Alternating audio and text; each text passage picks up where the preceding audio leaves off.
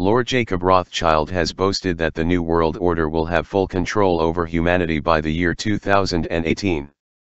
An issue of the Rothschild-controlled Economist magazine published in 1988 openly told its readers that a world currency would be in place by 2018. Disclose.tv reports, with this in mind, The Economist is operating as a quasi-propaganda arm for the banking empire, and it is meant to prime the public opinion that the globalist agenda will implement. Controlling interest of The Economist held by Rothschild family. In the magazine, on January 9, 1988, it was said that 30 years from now people in the United States, Europe, and the Japanese, along with others in countries that are rich, will be paying for shopping using the same currency. The price of items will not be shown in yen, dollars, or the Great British Pound, but in one currency. This currency is going to be favored by shoppers along with companies, as it would be a great deal more convenient than the different currencies of today. Idea of single currency started back in 1988 and was called outlandish. The idea of a single currency back in 1988 seemed to be outlandish. One of the biggest changes to the world economy since the 70s has been that flowing money has taken over trade in goods as being the force behind driving the exchange rates. Due to the integrations of the financial markets around the globe, the differences in national economic policies that are known to change the interest rates, big transfers of financial assets are made from one country to another. The transfers are able to swamp the trade revenue flows in effect on demand and supply of the different currencies, and so in the effect on the exchange rates. Telecommunications technology is continuing to grow in advancement, and transactions are going to be cheaper and they will get faster. Thanks to economic policies that are uncoordinated, currencies are only going to get even more volatile. The currency union is going to be difficult to resist. The national economic boundaries are very slowly dissolving, and the trend is going to continue, and the appeal of the currency union is going to be hard to resist to everyone, apart from the foreign exchange traders along with governments. With the new single currency, the economic adjustment to the shift in relative prices is something that is going to occur smoothly, and it will happen automatically.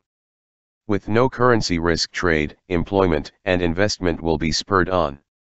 The new single currency would see constraints on national governments being tightened. There is not going to be such as a thing as national monetary policy. The new currency supply would be fixed by a bank that was central. There would be a world inflation rate, and thanks to margins that would be narrow, each of the national inflation rates would be in its charge. Countries would be able to use taxes along with spending by the public to offset any falls in demand that was temporary, and would need to borrow instead of printing money to finance any deficit of the budget. There would be no recourse to the inflation tax, and so creditors and governments would have to judge borrowing along with lending plans a great deal more carefully than they do at present. This would perhaps mean a huge loss of economic sovereignty. However, trends that make a single currency appealing would take the sovereignty away. Even if exchange rates were more or less floating, the individual governments would have policy independence checked by an outside world that was not friendly. Natural forces will push world towards economic integration.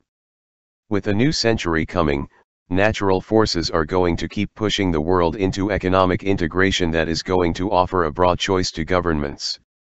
They can choose to put up a barricade, or they can just go along with the flow. Preparing for a single currency is going to ensure there are fewer pretend agreements on policy, and there will be more real ones. There will be active promotion of the private sector's use of international money along with any national money that exists. It would mean that people would vote using their wallets for a move that would end up as a full currency union.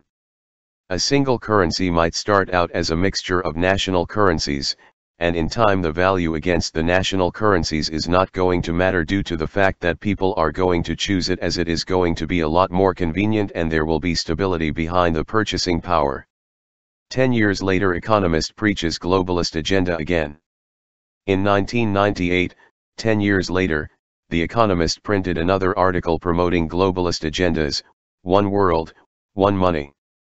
This was similar to the piece they had written 10 years prior, and it went on to try to explain why a more controlled and centralized system is going to be beneficial to the global economy, while at the same time ignoring that a centralized global currency is going to be a huge coup for international banking cartels. It will also be the bottom line, financially, for the banking empire of the Rothschild family. Creation of a single global currency is also going to give a great deal of geopolitical capital to international bankers that have not been elected, and it could take power away from the people of nations along with government representatives.